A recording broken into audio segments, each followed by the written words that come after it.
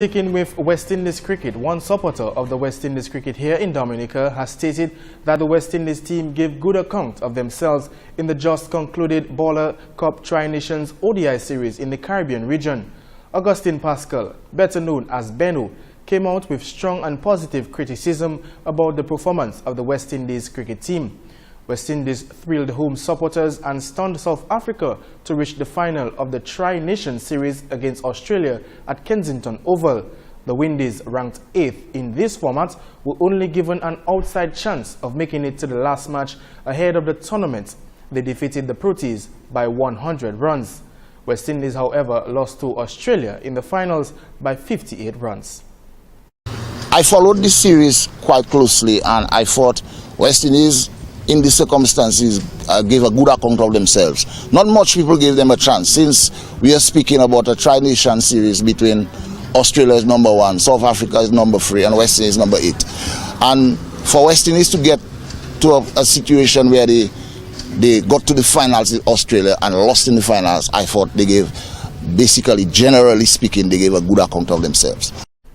The batting was the talking point for the Windies, as only 2 centuries were recorded and the inconsistency of some of the key players. Benno feels that this is one of the areas that the Windies failed, especially in the finals. Well, I think it says a lot for the character of the team to be in trouble. You know, losing early wickets more than once or more than twice and still come off and post in excess of 280. I thought it was a lot of character from the lower order guys, but in saying that, I thought, from what I understood from the coach, I thought he was trying to get at least one of the top 4 to go on and get a big one, and by and large, they were able to do that. But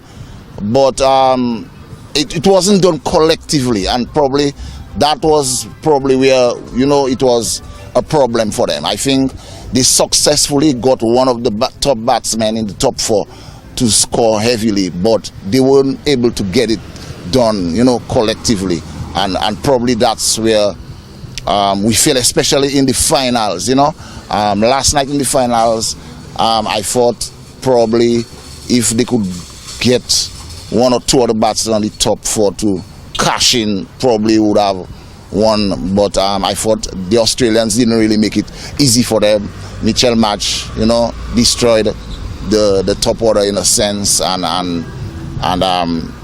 that's where the problem was.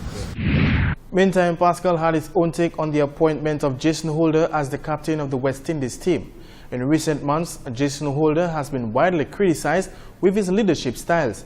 Pascal feels that Holder was not quite prepared for the appointment as Windies captain, even if a few months later, the West Indies made it to the semi-final of the World Cup.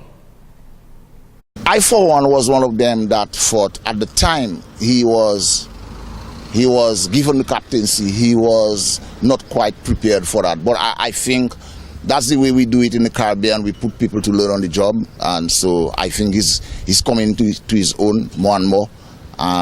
You know, but like I said, I think the West Indies board, most times they don't actually plan successions. You know, like you know, well, you have somebody that you see that can be that could be a good leader, and you have them understudy the current captain, and have a smooth transition. I do think we think a lot of that. I was telling somebody one of those days, is like the way West Indies operate with regards to transition is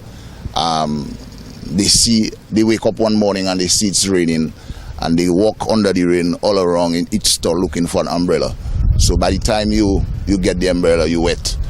So you know, that's my take on it. I think you ought to be planning succession.